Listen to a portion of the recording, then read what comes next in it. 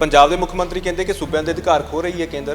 ये जो बिजली सोध बिल पेश किया गया नज़र की आ रहा है असल ਦੇ ਵਿੱਚ ਇੱਕ ਤਾਂ ਇਹ ਬੜਾ ਵੱਡਾ ਸਵਾਲ ਉੱਠ ਰਿਹਾ ਹੈ ਕਿ ਨਾ ਤਾਂ ਇਹ ਨੈੱਟ ਤੇ ਪਾਇਆ ਕਿ ਲੋਕ ਆਪਣੇ ਸੁਝਾਅ ਦੇ ਸਕਣ, ਨਾ ਸੂਬੇ ਦੀਆਂ ਸਰਕਾਰਾਂ ਨਾਲ ਕੋਈ ਕੰਸਲਟ ਕੀਤਾ, ਸਲਾਹ ਮਸ਼ਵਰਾ ਕੀਤਾ। ਕਿ ਸਭ ਤੋਂ ਵੱਡੀ ਗੱਲ ਇਹ ਹੈ ਕਿ ਜਿਹੜਾ ਸੋਧ ਬਿੱਲ ਹੈ, ਇਹ ਜਿਹੜਾ ਮੂਲ ਬਿੱਲ ਹੈ, ਪੁਰਾਣਾ ਬੁਨਿਆਦੀ ਬਿੱਲ ਹੈ 2003 ਦਾ ਕਾਨੂੰਨ ਹੈ, ਉਹਦੇ ਬੁਨਿਆਦੀ ਢਾਂਚੇ ਦੇ ਵਿੱਚ ਤਬਦੀਲੀ ਕਰਦਾ ਹੈ। ਇਸ ਲਈ ਇਹ ਸੰਵਿਧਾਨਕ ਸੋਧ ਟਾਈਪ ਕੰਮ ਬਣ ਜਾਂਦਾ ਹੈ। ਇਹ ਪਾਰਲੀਮੈਂਟ ਉਹ ਕਾਨੂੰਨ ਬਣਾਉਣ ਦੇ ਸਮਰੱਥ ਨਹੀਂ ਹੈ।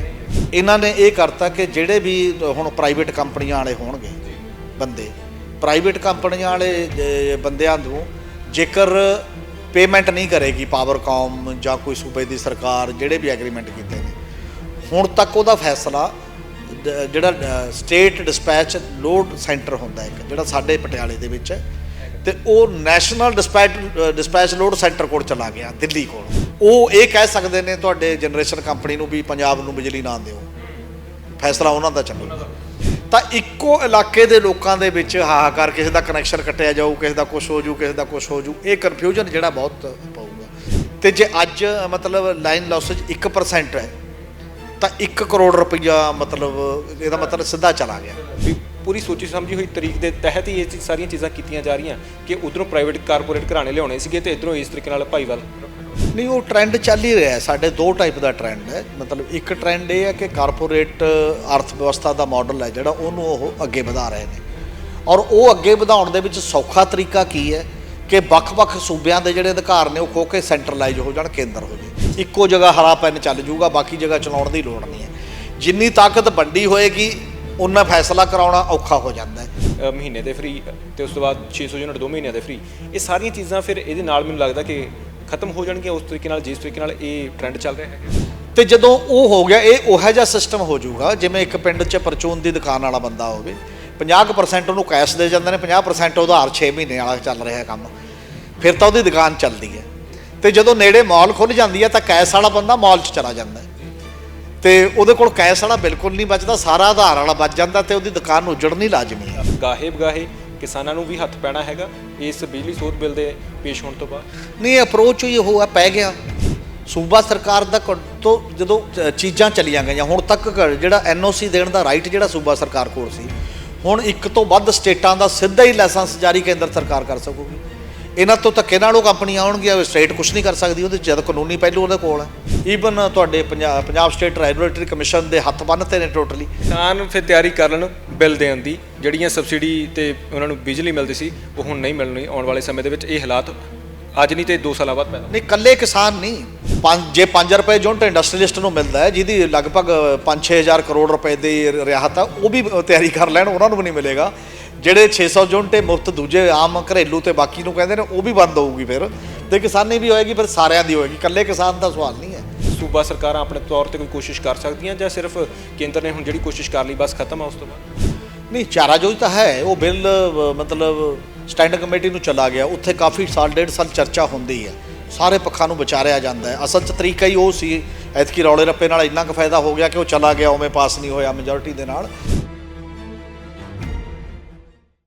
ਟੀਵੀ ਪੰਜਾਬ ਦੇਖ ਰਹੇ ਹੋ ਤੁਸੀਂ ਇਸ ਵਕਤ, ਤੁਹਾਡੇ ਨਾਲ ਤੁਹਾਡਾ ਆਪਣਾ ਦੋਸਤ ਹਰਦੀਪ ਸਿੰਘ ਭੋਗਲ। ਦੋਸਤੋ, ਕੇਂਦਰ ਦੀ ਸਰਕਾਰ ਬਹੁਮਤ ਦੇ ਚੱਲਦੇ ਹੋਏ ਬਹੁਤ ਚੀਜ਼ਾਂ ਅਜਿਹੀਆਂ ਕਰ ਰਹੀ ਹੈ ਜਿਹੜੀਆਂ ਵੱਡੇ ਪੱਧਰ ਤੇ ਚਿੰਤਾ ਪੈਦਾ ਕਰ ਰਹੀਆਂ ਨੇ। ਬਹੁਤ ਸਾਰੀਆਂ ਚੀਜ਼ਾਂ ਅਜਿਹੀਆਂ ਵੀ ਹੋ ਰਹੀਆਂ ਨੇ ਜਿਹਦੇ ਵਿੱਚ ਇੱਕ ਗੱਲ ਵੱਡੇ ਪੱਧਰ ਤੇ ਇਹ ਵੀ ਨਿਕਲ ਕੇ ਆ ਰਹੀ ਹੈ ਕਿ ਖਿੱਤਿਆਂ ਦੇ ਜਾਣੀ ਕਿ ਸੂਬਿਆਂ ਦੇ ਅਧਿਕਾਰ ਗਾਹੇ ਬਗਾਹੇ ਕੇਂਦਰ ਆਪਣੇ ਹੱਥਾਂ ਦੇ ਵਿੱਚ ਲੈ ਰਹੀ ਹੈ। ਬਿਜਲੀ ਸੋਧ ਬਿੱਲ ਪੇਸ਼ ਹੋਇਆ ਜਿਸ ਨੂੰ ਲੈ ਕੇ ਜਿਹੜੀਆਂ ਵੱਖ-ਵੱਖ ਸਿਆਸੀ ਧਿਰਾਂ ਨੇ ਉਹ ਲਗਾਤਾਰ ਵਿਰੋਧ ਕਰ ਰਹੀਆਂ ਨੇ, ਵੱਡੇ ਪੱਧਰ ਤੇ ਪ੍ਰਦਰਸ਼ਨ ਵੀ ਹੋਏ ਨੇ।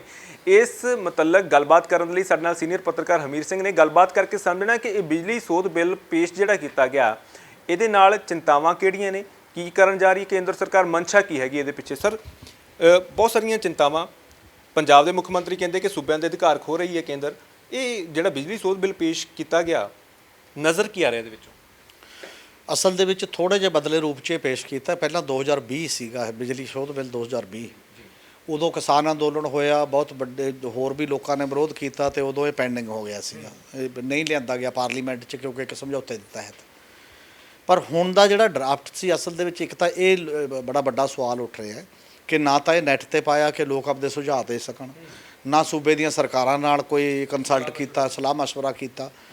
ਤੇ ਬਸ ਉੱਥੇ ਮੌਕੇ ਤੇ ਪੇਸ਼ ਕੀਤਾ ਤੇ ਐਮਪੀ ਜੀ ਨੂੰ ਫੜਾਇਆ ਕਿ ਦੱਸੋ ਜੀ ਇਹ ਕਰਦੇ ਆ। ਇਹ ਇੱਕ ਦੋ ਪੱਖਾਂ ਤੋਂ ਮਤਲਬ ਜ਼ਿਆਦਾ ਇਹਨੂੰ ਖਤਰਨਾਕ ਮੰਨਿਆ ਜਾਂਦਾ। ਪਹਿਲੀ ਗੱਲ ਇਹ ਜਿਹੜਾ ਕਿ ਉੱਥੇ ਪਾਰਲੀਮੈਂਟ 'ਚ ਬਹਿਸ ਦੌਰਾਨ ਮਨੀਸ਼ ਤਿਵਾੜੀ ਨੇ ਵੀ ਬੋਲੀ ਗੱਲ, ਉਹ ਇਹ ਹੈ ਲੋਕ ਸਭਾ ਦੇ ਵਿੱਚ ਕਿ ਸਭ ਤੋਂ ਵੱਡੀ ਗੱਲ ਇਹ ਹੈ ਕਿ ਜਿਹੜਾ ਇਹ ਸੋਧ ਬਿੱਲ ਹੈ, ਇਹ ਜਿਹੜਾ ਮੂਲ ਬਿੱਲ ਹੈ, ਪੁਰਾਣਾ ਬੁਨਿਆਦੀ ਬਿੱਲ ਹੈ 2003 ਦਾ ਕਾਨੂੰਨ ਹੈ, ਉਹਦੇ ਬੁਨਿਆਦੀ ਢਾਂਚੇ ਦੇ ਵਿੱਚ ਤਬਦੀਲੀ ਕਰਦਾ। ਉਹਦੇ ਬੁਨਿਆਦੀ ਜਿਹੜੇ ਉਦੇਸ਼ ਸੀ ਤੇ ਉਹਦੇ ਕਾਰਨ ਸੀ। ਹਰ ਕਾਨੂੰਨ ਦੇ ਮਤਲਬ ਆਬਜੈਕਟ ਤੇ ਰੀਜਨ ਹੁੰਦਾ ਹੈ ਕੁਛ ਨਾ ਕੁਛ, ਜਿਨ੍ਹਾਂ ਦੇ ਆਧਾਰ ਤੇ ਬਣਦਾ। ਉਹ ਕਿਵੇਂ ਆ? ਉਹ ਕਹਿੰਦੇ ਕਿ ਇਹਦਾ ਵੱਡਾ ਹਿੱਸਾ ਇਹ ਹੈ ਕਿ ਜਿਹੜਾ ਰਾਜਾਂ ਦੇ ਅਧਿਕਾਰਾਂ ਨੂੰ ਬੜੇ ਪੈਮਾਨੇ ਤੇ ਪ੍ਰਭਾਵਿਤ ਕਰੂਗਾ, ਇਸ ਲਈ ਇਹ ਸੰਵਿਧਾਨਕ ਸੋਧ ਟਾਈਪ ਕੰਮ ਬਣ ਜਾਂਦਾ ਹੈ। ਇਹ ਪਾਰਲੀਮੈਂਟ ਉਹ ਕਾਨੂੰਨ ਬਣਾਉਣ ਦੇ ਸਮਰੱਥ ਨਹੀਂ ਹੈ, ਤੇ ਉਹ ਕਾਨੂੰਨ ਬਣਾਉਣ ਦੇ ਵਾਸਤੇ ਜੇ ਇਹ ਕਰਨਾ ਤਾਂ ਨਾਰਮਲੀ ਰਾਜਾਂ ਦੀਆਂ ਵਿਧਾਨ ਸਭਾਵਾਂ ਦਾ ਵੀ ਇੱਕ ਹੱਦ ਤੱਕ 50% ਦਾ ਜਿਹੜਾ ਸਹਿਮਤੀ ਲੈਣੀ ਹੁੰਦੀ ਹੈ, ਕਿਉਂਕਿ ਬਿਜਲੀ ਦਾ ਜਿਹੜਾ ਕਾਨੂੰਨ ਹੈ ਜਾਂ ਬਿਜਲੀ ਦਾ ਜਿਹੜਾ ਖੇਤਰ ਹੈ ਇਹ ਸਾਂਝੀ ਸੂਚੀ 'ਚ ਆਉਂਦਾ, ਕੰਕਰੈਂਟ ਲਿਸਟ 'ਚ ਆਉਂਦਾ। ਇੱਕ ਤਾਂ ਇਹ ਉਸ ਰੂਪ ਦੇ ਵਿੱਚ ਹੈ ਕਿ ਗੈਰ ਸੰਵਿਧਾਨਕ ਹੈ। ਦੂਸਰਾ ਇਹ ਹੈ ਕਿ ਸੈਂਟਰ ਸਟੇਟ ਰਿਲੇਸ਼ਨ ਦਾ ਸਵਾਲ ਹੈ, ਇਹਦੇ 'ਚ ਜਿਹੜੇ ਕੇਂਦਰ ਤੇ ਰਾਜ ਦੇ ਸੰਬੰਧਾਂ ਦਾ ਸਵਾਲ ਹੈ। ਉਹਦੇ 'ਚ 3-4 ਪੁਆਇੰਟ ਇਹੋ ਜਿਹੇ ਨੇ ਜਿਹੜੇ ਇਹ ਸਾਬਤ ਕਰਦੇ ਨੇ ਕਿ ਪਹਿਲਾਂ ਸੂਬੇ ਕੋਲ ਸੀ ਤੇ ਹੁਣ ਕੇਂਦਰ ਕੋਲ ਚਲੇ ਗਏ। ਪਹਿਲਾ ਸਵਾਲ ਉਹਦੇ 'ਚ ਇਹ ਹੈ ਕਿ ਇਹਨਾਂ ਨੇ ਇਹ ਕਰਤਾ ਕਿ ਜਿਹੜੇ ਵੀ ਹੁਣ ਪ੍ਰਾਈਵੇਟ ਕੰਪਨੀਆਂ ਵਾਲੇ ਹੋਣਗੇ ਬੰਦੇ, ਪ੍ਰਾਈਵੇਟ ਕੰਪਨੀਆਂ ਵਾਲੇ ਬੰਦਿਆਂ ਨੂੰ ਜੇਕਰ ਪੇਮੈਂਟ ਨਹੀਂ ਕਰੇਗੀ ਪਾਵਰਕਾਮ ਜਾਂ ਕੋਈ ਸੂਬੇ ਦੀ ਸਰਕਾਰ, ਜਿਹੜੇ ਵੀ ਐਗਰੀਮੈਂਟ ਕੀਤੇ ਨੇ ਹੁਣ ਤੱਕ, ਉਹਦਾ ਫੈਸਲਾ ਜਿਹੜਾ ਸਟੇਟ ਡਿਸਪੈਚ ਲੋਡ ਸੈਂਟਰ ਹੁੰਦਾ ਇੱਕ ਜਿਹੜਾ ਸਾਡੇ ਪਟਿਆਲੇ ਦੇ ਵਿੱਚ ਹੈ, ਤੇ ਉਹ ਨੈਸ਼ਨਲ ਡਿਸਪੈਚ ਲੋਡ ਸੈਂਟਰ ਕੋਲ ਚਲਾ ਗਿਆ, ਦਿੱਲੀ ਕੋਲ। ਇਦੋਂ ਬਾਅਦ ਉਹ ਇਹ ਕਹਿ ਸਕਦੇ ਨੇ ਤੁਹਾਡੇ ਜਨਰੇਸ਼ਨ ਕੰਪਨੀ ਨੂੰ ਵੀ ਪੰਜਾਬ ਨੂੰ ਬਿਜਲੀ ਨਾ ਦਿਓ, ਫੈਸਲਾ ਉਹਨਾਂ ਦਾ ਚੱਲੂਗਾ। ਦੂਸਰਾ ਇਹਦੇ 'ਚ ਇੱਕ ਪਹਿਲੂ ਆ ਗਿਆ ਕਿ ਇਹਦੇ 'ਚ ਮਤਲਬ ਜਿਹੜੇ NOC ਲੈਣੀ ਸੀ ਹੁਣ ਤੱਕ, ਜੇ ਕਿਸੇ ਕੰਪਨੀ ਨੇ, ਬਿਜਲੀ ਕੰਪਨੀ ਨੇ ਪੰਜਾਬ 'ਚ ਬਿਜ਼ਨਸ ਕਰਨਾ ਹੈ, ਚਾਹੇ ਵੰਡ ਕੰਪਨੀ ਹੈ ਚਾਹੇ ਉਹ ਜਨਰੇਸ਼ਨ ਕੰਪਨੀ ਹੈ, ਉਹ ਸਾਡੇ ਸਟੇਟ ਰੈਗੂਲੇਟਰੀ ਕਮਿਸ਼ਨ ਦੇ ਥਰੂ ਜਾਂਦੀ ਸੀ। ਹੁਣ ਇਹ ਕੇਂਦਰ ਸਰਕਾਰ ਨੂੰ ਹੱਕ ਚਲਾ ਗਿਆ ਕਿ ਉਹ ਇੱਕ ਤੋਂ ਵੱਧ ਰਾਜਾਂ ਦਾ ਉੱਥੇ ਬੈਠੀ ਰਾਜ ਨਾਲ ਕੰਸਲਟ ਕੀਤੇ ਬਿਨਾਂ ਆਪ ਹੀ NOC ਦੇ ਸਕਦੀ ਹੈ ਕਿਸੇ ਵੀ ਸੂਬੇ ਦੇ ਵਿੱਚ, ਮਤਲਬ ਸੂਬਾ ਸਰਕਾਰ ਉਹਦੇ 'ਚ ਕੁਝ ਇਨਵੋਲਵਮੈਂਟ ਨਹੀਂ, ਕੁਝ ਨਹੀਂ ਕਰ ਸਕਦੀ। ਤੀਜੀ ਗੱਲ ਉਹਦੇ 'ਚ ਇਹ ਕਰ ਦਿੱਤੀ ਗਈ ਹੈ ਉਹਨਾਂ ਨੇ ਕਿ ਹੁਣ ਵੰਡ ਦੀ ਜਿਹੜੀ ਬਿਜਲੀ ਦਾ ਹੁੰਦਾ ਹੈ, ਉਹ ਕਿਤੇ ਵੀ ਇੱਕੋ ਖੇਤਰ ਦੇ ਵਿੱਚ, ਜਿਵੇਂ ਇੱਕ ਸੈਕਟਰ ਹੋਇਆ, ਇੱਕ ਮੁਹੱਲਾ ਹੋਇਆ, ਇੱਕ ਪਿੰਡ ਹੋਇਆ, ਇੱਕ ਦੀ ਬਜਾਏ ਬਹੁਤੀਆਂ ਕੰਪਨੀਆਂ ਨੂੰ ਇਜਾਜ਼ਤ ਮਿਲੂਗੀ। ਬਹੁਤੀਆਂ ਕੰਪਨੀਆਂ ਨੂੰ ਇਜਾਜ਼ਤ ਮਿਲਣ ਨਾਲ ਫਰਕ ਕੀ ਪੈਣਾ ਹੈ ਕਿ ਜਿਹੜੀਆਂ ਤਾਂ ਅਮੀਰ ਟਾਈਪ ਦੇ ਲੋਕ ਨੇ ਜਾਂ ਜਿਹੜੇ ਬਿਜਲੀ ਦੇ ਬਿੱਲ ਅਦਾ ਕਰ ਸਕਦੇ ਨੇ ਜ਼ਿਆਦਾ, ਕੋਈ ਵੱਡੇ ਕੰਜ਼ਿਊਮਰ ਨੇ ਜਿਹਨੂੰ ਆਪਾਂ ਕਹੀਏ ਖਪਤਕਾਰ ਨੇ, ਉਹ ਪ੍ਰਾਈਵੇਟ ਬੈਂਕਾਂ ਦੀ ਤਰ੍ਹਾਂ ਉਹਨੂੰ ਉਹ ਲੈ ਜਾਣਗੀਆਂ ਜਿਹੜੀਆਂ ਕੰਪਨੀਆਂ ਨੇ, ਤੇ ਸਰਕਾਰੀ ਧਿਰ ਦੇ ਕੋਲ ਜਿਹੜੇ ਬੰਦੇ ਰਹਿ ਜਾਣਗੇ ਇਹਨਾਂ ਕੰਪਨੀਆਂ ਕੋਲ, ਉਹ ਰਹਿ ਜਾਣਗੇ ਜਾਂ ਤਾਂ ਸਬਸਿਡੀ ਵਾਲੇ ਜਾਂ ਜਿਹੜੇ ਪੇ ਨਹੀਂ ਕਰ ਸਕਦੇ ਜਾਂ ਬਹੁਤ ਛੋਟੇ ਕੰਜ਼ਿਊਮਰ ਜਿਹੜੇ ਰਹਿ ਜਾਣਗੇ। ਤਾਂ ਇੱਕੋ ਇਲਾਕੇ ਦੇ ਲੋਕਾਂ ਦੇ ਵਿੱਚ ਹਾਹਾਕਾਰ, ਕਿਸੇ ਦਾ ਕਨੈਕਸ਼ਨ ਕੱਟਿਆ ਜਾਊ, ਕਿਸੇ ਦਾ ਕੁਛ ਹੋ ਜੂ, ਕਿਸੇ ਦਾ ਕੁਛ ਹੋ ਜੂ, ਇਹ ਕਨਫਿਊਜ਼ਨ ਜਿਹੜਾ ਬਹੁਤ ਪਊਗਾ। ਹੁਣ ਲੋਕ ਇਹਦੀ ਉਦਾਹਰਨ ਦਿੰਦੇ ਨੇ, ਕੇਂਦਰ ਸਰਕਾਰ ਵੀ ਦਿੰਦੀ ਹੈ, ਕਈ ਲੋਕ ਇਹ ਦਿੰਦੇ ਨੇ ਵੀ ਦੇਖੋ ਜੀ ਇਹ ਤਾਂ ਐਵੇਂ ਵਾਧੂ ਗੱਲ ਹੈ, ਮੋਬਾਈਲ ਕੰਪਨੀਆਂ ਵੀ ਤਾਂ ਕੰਮ ਕਰਦੀਆਂ ਨੇ, ਸਗੋਂ ਰੇਟ ਘਟ ਗਏ ਜੇ ਬਹੁਤੀਆਂ ਮੋਬਾਈਲ ਕੰਪਨੀਆਂ ਆ ਗਈਆਂ। ਬਿਜਲੀ ਤੇ ਮੋਬਾਈਲ ਕੰਪਨੀ 'ਚ ਬੁਨਿਆਦੀ ਫਰਕ ਹੈ, ਉਹ ਟਾਵਰ ਲਾ ਕੇ ਨਹੀਂ ਚੱਲਦੀ, ਉਹਦੇ ਲਈ ਤਾਰਾਂ ਚਾਹੀਦੀਆਂ ਨੇ। ਔਰ ਉਸ ਜਿਹੜਾ ਬਿੱਲ ਹੈ ਉਹਦੇ 'ਚ ਕਰ ਕੀ ਦਿੱਤਾ ਗਿਆ ਕਿ ਜਿਹੜਾ ਤਾਰਾਂ ਦਾ ਕੰਮ ਹੈ, ਟਰਾਂਸਮਿਸ਼ਨ ਦਾ ਕੰਮ ਹੈ, ਇਨਫਰਾਸਟ੍ਰਕਚਰ ਬਿਲਡ ਦਾ ਕੰਮ ਕਰਨ ਦਾ ਕੰਮ ਹੈ, ਇਹ ਸੂਬਾ ਸਰਕਾਰ ਦੇ ਜਿੰਮੇ ਰਹੂਗਾ। ਇਹ ਪ੍ਰਾਈਵੇਟ ਕੰਪਨੀਆਂ ਦਾ ਨਹੀਂ ਹੈ। ਹੁਣ ਪ੍ਰਾਈਵੇਟ ਕੰਪਨੀ ਉਹਨਾਂ ਹੀ ਤਾਰਾਂ ਨੂੰ ਵਰਤੂਗੀ, ਉਸੇ ਢਾਂਚੇ ਨੂੰ ਵਰਤੂਗੀ ਜਿਹੜਾ ਸਿਸਟਮ ਬਣਿਆ ਹੋਇਆ, ਤੇ ਉਹ ਬਿੱਲ ਜਿੰਨੀ ਉਹਨੇ ਬਿਜਲੀ ਬਿੱਲ ਵਾਲੇ ਕੋਲ ਗਈ ਉਹਨੇ ਆਪਣੇ ਵਸੂਲ ਕਰ ਲੈਣੇ ਨੇ। ਤੇ ਇਸ ਸਿਸਟਮ ਦੇ ਵਿੱਚ ਇੱਕ ਬਹੁਤ ਵੱਡਾ ਕੰਪੋਨੈਂਟ ਹੈ, ਉਹ ਹੈ ਲੈਂਡ ਲੌਸੇਜ, ਲਾਈਨ ਲੌਸੇਜ, ਕਿਉਂਕਿ ਬਿਜਲੀ ਦੀ ਤਾਰ ਜਿਹੜੀ ਗ੍ਰਿਡ ਤੋਂ ਚੱਲਦੀ ਹੈ, ਆਉਂਦੇ ਰਸਤੇ 'ਚ ਉਨੀ ਬਿਜਲੀ ਨਹੀਂ ਆਉਂਦੀ, ਕੋਈ ਜੋੜਾਂ ਰਾਹੀਂ ਉਹ ਨਿਕਲਦੀ ਹੈ, ਕੋਈ ਸਪਾਰਕ ਹੁੰਦਾ, ਕੋਈ ਤਾਰ 'ਚ ਬੜੀਆਂ ਚੀਜ਼ਾਂ ਆਉਂਦੀਆਂ ਨੇ, ਉਹਨੂੰ ਲਾਈਨ ਲੌਸੇਜ ਕਹਿੰਦੇ ਨੇ। ਜੇ ਮੈਂ ਆਪਣੇ ਪੰਜਾਬ ਦੀ ਉਦਾਹਰਨ ਦਿਆਂ, ਤੇ ਜੇ ਅੱਜ ਮਤਲਬ ਲਾਈਨ ਲੌਸੇਜ 1% ਹੈ ਤਾਂ 1 ਕਰੋੜ ਰੁਪਈਆ ਮਤਲਬ ਇਹਦਾ ਮਤਲਬ ਸਿੱਧਾ ਚਲਾ ਗਿਆ, ਹੈ ਨਾ। ਸਾਡੇ ਕਈ ਵਾਰ 25-26% ਤੱਕ ਵੀ ਰਹੇ ਨੇ, 15% ਤਾਂ ਲਾਈਨ ਲੌਸੇਜ ਨਾਰਮਲੀ ਜੇ ਹੋ ਜਾਂਦੇ ਨੇ, 10-15% ਤਾਂ ਜਿਹੜੇ ਨੇ ਉਹਦੀ ਭਰਪਾਈ ਉਹ ਕਰੂਗਾ, ਉਹ ਪ੍ਰਾਈਵੇਟ ਕੰਪਨੀ ਤੇ ਕੋਈ ਜੇ ਸਰਕਾਰ ਕਰੂਗੀ। ਇਹ ਇੱਕ ਬਹੁਤ ਬੜਾ ਮਤਲਬ ਤੁਸੀਂ ਸਿੱਧੇ ਹੀ ਤੌਰ ਤੇ ਇਹ ਫੈਸਲਾ ਕਰਤਾ ਕਿ ਸੂਬਾ ਸਰਕਾਰ ਉਹ ਗੱਲ ਮੰਨੂਗੀ ਜੋ ਵੀ ਗੱਲਾਂ ਕੇਂਦਰ ਕਰੂਗਾ ਆਪਣੇ ਤਰੀਕੇ ਦੇ ਨਾਲ। ਤੇ ਇਹਦਾ ਅਗਲਾ ਪਹਿਲੂ ਹੈ ਨਿੱਜੀਕਰਨ ਨਾਲ ਸੰਬੰਧਿਤ, ਕਿ ਪ੍ਰਾਈਵੇਟਾਈਜੇਸ਼ਨ ਹੋ ਜਾਏਗੀ। ਪ੍ਰਾਈਵੇਟਾਈਜੇਸ਼ਨ ਕਿਵੇਂ ਹੋ ਜਾਏਗੀ, ਉਹ ਕਹਿੰਦੇ ਨੇ ਨਹੀਂ ਹੋਣਾ ਜੀ, ਜਾਂ ਬਾਕੀ ਇੱਕ ਤਾਂ ਉਸੇ ਕਾਨੂੰਨ 'ਚ ਤੁਸੀਂ ਇਹ ਫੈਸਲਾ ਕਰਤਾ। ਇਦੋਂ ਜਿਹੜਾ ਪੁਰਾਣਾ ਕਾਨੂੰਨ ਸੀ ਉਹ ਸੂਬੇ ਕੋਲ ਹੱਕ ਸੀ। ਮਤਲਬ ਜਦੋਂ 2003 ਦਾ ਕਾਨੂੰਨ ਬਣਿਆ ਉਦੋਂ ਵੀ ਇੱਕ ਪ੍ਰੈਸ਼ਰ ਆਇਆ ਕਿ ਬੋਰਡ ਭੰਗ ਕਰੋ, ਤੇ ਬੋਰਡ ਭੰਗ ਕਰਨ ਦਾ ਪ੍ਰੈਸ਼ਰ ਆਇਆ, ਤੇ ਬੋਰਡ ਤਾਂ ਭੰਗ ਉਹਨਾਂ ਨੇ ਜ਼ਬਰਦਸਤੀ ਬਾਂਹ ਮਰੋੜ ਕੇ ਕਰਾ ਲਏ। ਪਰ ਉੱਥੇ ਨਿੱਜੀ ਕੰਪਨੀ ਹਰ ਹਾਲਤ 'ਚ ਆਏ, ਇਹ ਸੂਬੇ ਦਾ ਦਾਇਰਾ ਸੀ। ਸਰ ਇੱਥੇ ਇੱਕ ਪੁਆਇੰਟ ਜ਼ਰੂਰ ਐਡ ਕਰਦਾ ਚੱਲਾਂ, ਜਿਸ ਤਰੀਕੇ ਨਾਲ ਅਸੀਂ ਦੇਖ ਰਹੇ ਹਾਂ ਨਿੱਜੀਕਰਨ ਦੀ ਮਾਰ ਹਰ ਪਾਸੇ ਪੈ ਰਹੀ ਹੈ, ਪਰ ਨਾਲ ਦੀ ਨਾਲ BBMB ਵਾਲਾ ਵੀ ਅਸੀਂ ਮੁੱਦਾ ਇਹਦੇ ਨਾਲ ਹੀ ਜੋੜ ਕੇ ਚੱਲਾਂਗੇ। ਲੱਗਦਾ ਕਿ ਸਾਰੀਆਂ ਕੜੀਆਂ ਕੜੀ ਦਰ ਕੜੀ ਕੀਤਾ ਜਾ ਰਿਹਾ ਹੈਗਾ। ਜਿਸ ਤਰੀਕੇ ਨਾਲ ਅਸੀਂ ਦੇਖਦੇ ਹਾਂ ਕਿ BBMB ਦੇ ਵਿੱਚ ਪੰਜਾਬ ਦਾ ਹੱਕ, ਹਰਿਆਣੇ ਦਾ ਹੱਕ, ਕਿਉਂਕਿ ਬੇਸ਼ੱਕ ਆਪਾਂ ਪਹਿਲਾਂ ਵੀ ਜ਼ਿਕਰ ਕਰਕੇ ਹਟੇ ਕਿ ਕੰਕਰੈਂਟ ਲਿਸਟ ਦੇ ਵਿੱਚ ਆਉਂਦੀ ਹੈ ਚੀਜ਼। ਬਿਜਲੀ ਦੇ ਮਸਲੇ ਨੂੰ ਲੈ ਕੇ ਜੇ ਅਸੀਂ ਗੱਲ ਕਰੀਏ, ਭਾਖੜਾ ਡੈਮ ਦੀ ਅਸੀਂ ਗੱਲ ਕਰ ਲਈ, ਉਹ ਪਹਿਲੀ ਕੇਂਦਰ ਨੇ ਆਪਣੇ ਅੰਡਰ ਕੀਤਾ ਹੋਇਆ, ਉਹਦੇ ਵਿੱਚੋਂ ਪੰਜਾਬ ਦੀ ਭਾਈਦਾਰੀ ਜਾਂ ਹਰਿਆਣੇ ਦੀ ਭਾਈਦਾਰੀ ਵੀ ਨਿਕਲ ਗਈ। ਤਾਂ ਹੁਣ ਇਸ ਤਰੀਕੇ ਨਾਲ ਨਿੱਜੀਕਰਨ ਪੂਰੇ ਇੱਕ ਸਾਜ਼ਿਸ਼ ਦੇ ਤਹਿਤ, ਪੂਰੇ ਇੱਕ ਗਿਣੀ ਮਿਥੀ ਆਪਾਂ ਕਹਿ ਸਕਦੇ ਵੀ ਪੂਰੀ ਸੋਚੀ ਸਮਝੀ ਹੋਈ ਤਰੀਕ ਦੇ ਤਹਿਤ ਹੀ ਇਹ ਸਾਰੀਆਂ ਚੀਜ਼ਾਂ ਕੀਤੀਆਂ ਜਾ ਰਹੀਆਂ ਕਿ ਉਧਰੋਂ ਪ੍ਰਾਈਵੇਟ ਕਾਰਪੋਰੇਟ ਘਰਾਣੇ ਲਿਆਉਣੇ ਸੀਗੇ ਤੇ ਇਧਰੋਂ ਇਸ ਤਰੀਕੇ ਨਾਲ ਭਾਈਵਾਲ ਹਟਾਉਣੀ ਸੀ। ਨਹੀਂ, ਉਹ ਟ੍ਰੈਂਡ ਚੱਲ ਹੀ ਰਿਹਾ। ਸਾਡੇ ਦੋ ਟਾਈਪ ਦਾ ਟ੍ਰੈਂਡ ਹੈ। ਮਤਲਬ ਇੱਕ ਟ੍ਰੈਂਡ ਇਹ ਹੈ ਕਿ ਕਾਰਪੋਰੇਟ ਅਰਥ ਵਿਵਸਥਾ ਦਾ ਮਾਡਲ ਹੈ ਜਿਹੜਾ, ਉਹਨੂੰ ਉਹ ਅੱਗੇ ਵਧਾ ਰਹੇ ਨੇ। ਔਰ ਉਹ ਅੱਗੇ ਵਧਾਉਣ ਦੇ ਵਿੱਚ ਸੌਖਾ ਤਰੀਕਾ ਕੀ ਹੈ ਕਿ ਵੱਖ-ਵੱਖ ਸੂਬਿਆਂ ਦੇ ਜਿਹੜੇ ਅਧਿਕਾਰ ਨੇ ਉਹ ਖੋ ਕੇ ਸੈਂਟਰਲਾਈਜ਼ ਹੋ ਜਾਣ, ਕੇਂਦਰ ਹੋ ਜੇ। ਫਿਰ ਉਹਨਾਂ ਨੇ ਇਕੱਲੇ ਪ੍ਰਧਾਨ ਮੰਤਰੀ ਨੂੰ ਮਨਾਉਣਾ, ਫਿਰ ਇੰਨੇ ਚੀਫ ਮਿਨਿਸਟਰਾਂ ਨੂੰ, ਇੰਨੇ ਬਾਕੀ ਲੋਕਾਂ ਨੂੰ ਮਨਾਉਣ ਦੀ ਲੋੜ ਨਹੀਂ ਪਊਗੀ। ਇੱਕੋ ਜਗ੍ਹਾ ਹਰਾ ਪੈਨ ਚੱਲ ਜੂਗਾ, ਬਾਕੀ ਜਗ੍ਹਾ ਚਲਾਉਣ ਦੀ ਲੋੜ ਨਹੀਂ ਹੈ। ਜਿੰਨੀ ਤਾਕਤ ਵੰਡੀ ਹੋਏਗੀ ਉਨਾ ਫੈਸਲਾ ਕਰਾਉਣਾ ਔਖਾ ਹੋ ਜਾਂਦਾ ਹੈ। ਉਹ ਸਾਰੇ ਸੂਬਿਆਂ 'ਚ ਚੱਲਦਾ, ਇਕੱਲਾ ਇੱਥੇ ਨਹੀਂ। ਲਾਅ ਐਂਡ ਆਰਡਰ 'ਚ ਵੀ UAPA ਲਾਗੂ ਹੈ, CBI ਹੈ, ED ਹੈ, ਵੱਖ-ਵੱਖ ਟਾਈਪ ਦੀਆਂ ਚੀਜ਼ਾਂ ਨੇ। ਸਾਈਬਰ ਕ੍ਰਾਈਮ ਦਾ ਟੋਟਲ ਕੇਸ ਹੀ ਉਹ ਲੈ ਜਾਂਦੇ ਨੇ, ਤੁਹਾਡੇ ਕੋਲ ਨਹੀਂ ਬਚਦੇ, ਤੁਹਾਡੀ ਪੁਲਿਸ ਕੋਲ ਵੀ ਨਹੀਂ। ਇਹ ਸਾਰੇ ਖੇਤਰ ਨੇ, ਮਤਲਬ ਇਕੱਲਾ ਇੱਕ ਬਿਜਲੀ ਖੇਤਰ ਨਹੀਂ, ਉਹ ਜਨਰਲ।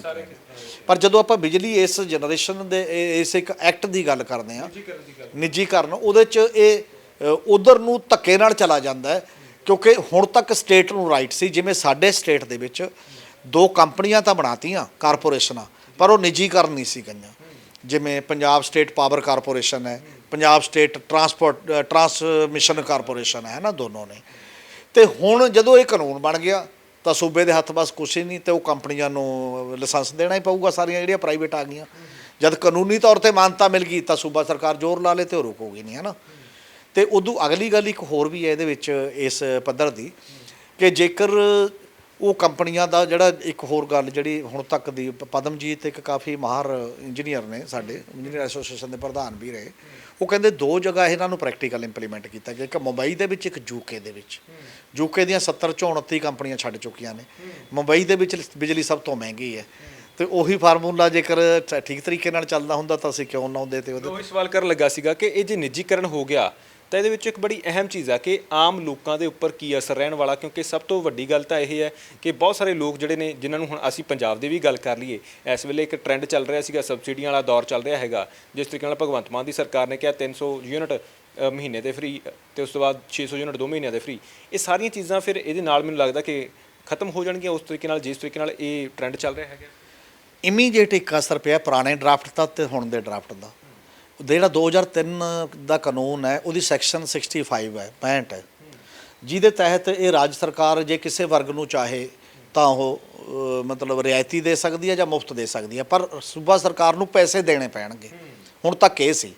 ਨਵੇਂ ਡਰਾਫਟ ਦੇ ਵਿੱਚ ਇਸ ਧਾਰਾ ਨੂੰ ਨਹੀਂ ਛੇੜਿਆ ਗਿਆ, ਕਿਉਂਕਿ ਕਿਸਾਨ ਅੰਦੋਲਨ ਦਾ ਬਹੁਤ ਵੱਡਾ ਦਬਾਅ ਸੀ, ਕਿਸਾਨਾਂ ਨਾਲ ਕੰਪਰੋਮਾਈਜ਼ ਕੀਤਾ ਹੋਇਆ ਸੀ ਉਸ ਸਾਰੇ ਮਾਮਲੇ ਦੇ ਵਿੱਚ। ਇਸੇ ਲਈ ਕੇਂਦਰੀ ਮੰਤਰੀ ਇਹ ਕਹਿ ਰਹੇ ਨੇ ਵੀ ਅਸੀਂ ਉਹ ਬਿਜਲੀ ਨਹੀਂ ਛੇੜੀ ਕਿਸਾਨਾਂ ਵਾਲੀ ਜਾਂ ਬਾਕੀ ਦੀਆਂ ਚੀਜ਼ਾਂ ਨੇ, ਹੈ ਨਾ। ਪਰ ਉਹ ਬਚਣੀ ਨਹੀਂ। ਉਹ ਬਚਣੀ ਕਿਵੇਂ ਨਹੀਂ? ਉਹ ਬਚਣੀ ਇਸ ਤਰੀਕੇ ਦੇ ਨਾਲ ਨਹੀਂ, ਜਦੋਂ ਤੁਹਾਡੀਆਂ ਮਲਟੀਪਲ ਕੰਪਨੀਆਂ ਪ੍ਰਾਈਵੇਟ ਜਿਹੜੀਆਂ ਵੰਡ ਸੈਕਸ਼ਨ 'ਚ ਚਲੀਆਂ ਗਈਆਂ, ਜਿਹੜੀਆਂ ਬਿਜਲੀ ਵੰਡ ਰਹੀਆਂ ਨੇ, ਤੇ ਜਦੋਂ ਉਹ ਹੋ ਗਿਆ, ਇਹ ਉਹੋ ਜਿਹਾ ਸਿਸਟਮ ਹੋ ਜਾਊਗਾ ਜਿਵੇਂ ਇੱਕ ਪਿੰਡ 'ਚ ਪਰਚੂਨ ਦੀ ਦੁਕਾਨ ਵਾਲਾ ਬੰਦਾ ਹੋਵੇ, 50% ਉਹਨੂੰ ਕੈਸ਼ ਦੇ ਜਾਂਦੇ ਨੇ, 50% ਉਧਾਰ 6 ਮਹੀਨੇ ਵਾਲਾ ਚੱਲ ਰਿਹਾ ਕੰਮ, ਫਿਰ ਤਾਂ ਉਹਦੀ ਦੁਕਾਨ ਚੱਲਦੀ ਹੈ। ਤੇ ਜਦੋਂ ਨੇੜੇ ਮਾਲ ਖੁੱਲ੍ਹ ਜਾਂਦੀ ਹੈ ਤਾਂ ਕੈਸ਼ ਵਾਲਾ ਬੰਦਾ ਮਾਲ 'ਚ ਚਲਾ ਜਾਂਦਾ, ਤੇ ਉਹਦੇ ਕੋਲ ਕੈਸ਼ ਵਾਲਾ ਬਿਲਕੁਲ ਨਹੀਂ ਬਚਦਾ, ਸਾਰਾ ਆਧਾਰ ਵਾਲਾ ਬਚ ਜਾਂਦਾ, ਤੇ ਉਹਦੀ ਦੁਕਾਨ ਉਜੜਨੀ ਲਾਜ਼ਮੀ ਹੈ, ਉਹ ਨਹੀਂ ਚੱਲਦੀ ਹੁੰਦੀ ਬਹੁਤੀ ਵਾਰੀ। ਇਸ ਤਰ੍ਹਾਂ ਇਹ ਕੰਜ਼ਿਊਮਰ ਦਾ ਹੋਣਾ, ਜਿਹੜਾ ਵੱਡਾ ਕੰਜ਼ਿਊਮਰ ਹੈ, ਖਾਸ ਤੌਰ ਦੇ ਉੱਤੇ ਕਮਰਸ਼ੀਅਲ ਕੰਜ਼ਿਊਮਰ ਹੈ, ਇੰਡਸਟਰੀਅਲ ਕੰਜ਼ਿਊਮਰ ਹੈ, ਬਾਕੀ ਹੈ, ਉਹ ਉਹਨਾਂ ਕੰਪਨੀਆਂ ਸ਼ਿਫਟ ਹੋ ਜਾਂਦਾ, ਜਿਵੇਂ ਪ੍ਰਾਈਵੇਟ ਬੈਂਕਸ ਦੇ ਨਾਲ ਵੀ ਹੋ ਰਿਹਾ, ਬੈਂਕਾਂ ਦੇ ਵਿੱਚ ਵੀ ਸ਼ਿਫਟ ਹੋ ਰਿਹਾ, ਬਹੁਤ ਵੱਡਾ ਸਿਸਟਮ ਉਵੇਂ ਵੀ ਹੋ ਰਿਹਾ। ਔਰ ਦੂਜੀਆਂ ਬੈਂਕਾਂ 'ਤੇ ਇੰਨਾ ਜ਼ਿਆਦਾ ਕਦੇ NPA ਕਰਕੇ ਕਦੇ ਉਹ ਉਜੜ ਰਹੀਆਂ ਨੇ, ਮਤਲਬ ਹੁਣ ਉਹ ਸਾਰੀਆਂ ਕਲੱਬ ਕਰਕੇ ਇੱਕੋ ਬੈਂਕ ਬਚੂਗੀ, ਕਹਿੰਦੇ ਪਤਾ ਨਹੀਂ ਉਹ ਵੀ ਕਿੰਨੀ ਬਚਣੀ ਆ ਕਿੰਨੀ ਨਹੀਂ। ਉਸੇ ਤਰੀਕੇ ਨਾਲ ਬਿਜਲੀ ਦੇ ਵਿੱਚ ਵੀ ਇਹ ਹੋਣਾ ਤੇ ਜਦ ਫਿਰ ਉਹ ਖੈਰਾਤੀ ਰਹੇਗੀ, ਗਵਰਨਮੈਂਟ ਨੇ ਬਿਜਲੀ ਸਬਸਿਡੀ ਕਿਸਾਨਾਂ ਵਾਲੀ ਬਾਕੀ, ਤਾਂ ਉਹਦਾ ਪੈਸਾ ਕਿੱਥੋਂ ਆਊਗਾ? ਜੇ ਪੈਸਾ ਬਿਲਕੁਲ ਹੀ ਨਹੀਂ ਆਉਣਾ ਤਾਂ ਆਟੋਮੈਟਿਕਲੀ ਬੰਦ ਹੋ ਜਾਣੀ ਆ। ਮੋਦੀ ਸਾਹਿਬ ਨੇ ਪਹਿਲਾਂ ਲੋਕਾਂ ਨੂੰ ਕਿਹਾ ਸੀ ਕਿ ਜਿਹੜੇ ਅਮੀਰ ਨੇ ਉਹ ਸਬਸਿਡੀ ਛੱਡ ਦਿਓ ਗੈਸ ਦੀ, ਕਈ ਲੋਕਾਂ ਨੇ ਛੱਡਤੀ ਤੇ ਹੁਣ ਤੱਕ ਆਉਂਦੇ ਆਉਂਦੇ ਤਾਂ ਕਿਸੇ ਲਈ ਵੀ ਸਬਸਿਡੀ ਨਹੀਂ ਬਚੀ, ਉਹ ਚਲਦੇ 25 ਤੋਂ 23 ਰੁਪਏ ਮਤਲਬ ਤੁਹਾਡੇ ਸਾਹਮਣੇ ਆ ਗਿਆ। ਇਹ ਇੱਕ ਪ੍ਰੋਸੈਸ ਹੈ, ਜਿੰਨੇ ਕਿਸਾਨ ਉਹਨੂੰ ਲੱਗੇ ਨੇ 2-3 ਸਾਲ ਉਨੇ ਕੁ ਚਿਰ ਹੀ ਇਹਨੂੰ ਲੱਗਣਾ ਕਿਸਾਨੀ ਬਿਜਲੀ ਜਾਂ 600 ਯੂਨਿਟ ਬਿਜਲੀ ਆਟੋਮੈਟਿਕਲੀ। ਉਹ ਵੀ ਜੇ ਸਰਕਾਰ ਕੋਲ ਪੈਸੇ ਆਉਣਗੇ ਦੂਜੇ ਕੰਜ਼ਿਊਮਰ ਤੋਂ ਜ਼ਿਆਦਾ, ਇਹਨੂੰ ਕ੍ਰਾਸ ਸਬਸਿਡੀ ਕਹਿੰਦੇ ਸੀ ਕਿ ਜਿਹੜਾ ਥੋੜਾ ਜਿਹਾ ਅਮੀਰ ਕੰਜ਼ਿਊਮਰ ਹੈ ਉਹ ਤੋਂ ਥੋੜੇ ਪੈਸੇ ਜ਼ਿਆਦਾ ਲੈ ਲਓ, ਦੂਜੇ ਪਾਸੇ ਉਹਨੂੰ ਕੰਪਨਸੇਟ ਕਰ ਦਿਓ। ਉਹ ਚੀਜ਼ ਬੰਦ ਹੋ ਰਹੀ ਹੈ ਤੇ ਉਹ ਚੀਜ਼ ਬੰਦ ਹੋਣ ਦੇ ਨਾਲ ਅਲਟੀਮੇਟਲੀ ਇਹ ਕੰਮ ਜਿਹੜਾ ਸਬਸਿਡਾਈਜ਼ ਸਿਸਟਮ ਹੈ ਇਹ ਬੰਦ ਹੋਣਾ ਹੈ। ਬਿਲਕੁਲ। ਇਹ ਜਿਹੜਾ ਮੈਂ ਉਹੀ ਸੀਗਾ ਕਿ ਆਪਾਂ ਕਲੀਅਰ ਤੌਰ ਤੇ ਹੁਣ ਸਿੱਧੇ ਤੌਰ ਤੇ ਕਿਸਾਨਾਂ ਦਾ ਵੀ ਜ਼ਿਕਰ ਕਰ ਲਈਏ ਕਿ ਕਿਸਾਨਾਂ ਦੇ, ਕਿਉਂਕਿ ਇਸ ਵੇਲੇ ਬਹੁਤੀਆਂ ਤਾਂ ਆਪਾਂ ਕਹਿ ਲਈ ਵੀ ਕਨੈਕਸ਼ਨ ਹੀ ਲੱਗੇ, ਉਸ ਤਰੀਕੇ ਨਾਲ ਹੁਣ ਸਿੱਧੇ ਤੌਰ ਤੇ ਵੀ ਮੰਨ ਲਈਏ ਕਿ ਗਾਹੇ ਬਗਾਹੇ ਕਿਸਾਨਾਂ ਨੂੰ ਵੀ ਹੱਥ ਪੈਣਾ ਹੈਗਾ ਇਸ ਬਿਜਲੀ ਸੋਧ ਬਿੱਲ ਦੇ ਪੇਸ਼ ਹੋਣ ਤੋਂ ਬਾਅਦ। ਨਹੀਂ, ਅਪਰੋਚ ਹੀ ਉਹ ਆ, ਪੈ ਗਿਆ ਸੂਬਾ ਸਰਕਾਰ ਦਾ ਜਦੋਂ ਚੀਜ਼ਾਂ ਚਲੀਆਂ ਗਈਆਂ ਹੁਣ ਤੱਕ ਜਿਹੜਾ NOC ਦੇਣ ਦਾ ਰਾਈਟ ਜਿਹੜਾ ਸੂਬਾ ਸਰਕਾਰ ਕੋਲ ਸੀ, ਹੁਣ ਇੱਕ ਤੋਂ ਵੱਧ ਸਟੇਟਾਂ ਦਾ ਸਿੱਧਾ ਹੀ ਲਾਇਸੈਂਸ ਜਾਰੀ ਕੇਂਦਰ ਸਰਕਾਰ ਕਰ ਸਕੂਗੀ। ਇਹਨਾਂ ਤੋਂ ਧੱਕੇ ਨਾਲ ਉਹ ਕੰਪਨੀਆਂ ਆਉਣਗੀਆਂ, ਸਟੇਟ ਕੁਝ ਨਹੀਂ ਕਰ ਸਕਦੀ ਉਹਦੇ ਜਦ ਕਾਨੂੰਨੀ ਪਹਿਲੂ ਉਹਦੇ ਕੋਲ ਹੈ। ਔਰ ਜੇਕਰ ਜਾਏਗਾ ਤਾਂ ਇੱਕ ਨੈਸ਼ਨਲ ਲੈਵਲ ਦੀ ਅਥਾਰਟੀ ਬਣ ਰਹੀ ਹੈ ਤੇ ਉਹ ਅਥਾਰਟੀ ਕੋਲ ਜਾਏਗਾ, ਕੋਈ ਵੀ ਜੋ ਚੀਜ਼ ਜਾਏਗੀ ਡਿਸਪਿਊਟ ਸੈਟਲਮੈਂਟ ਤੇ ਉਹਦੇ ਕੋਲ ਉਹ ਰਾਈਟ ਚਲਾ ਜਾਏਗਾ।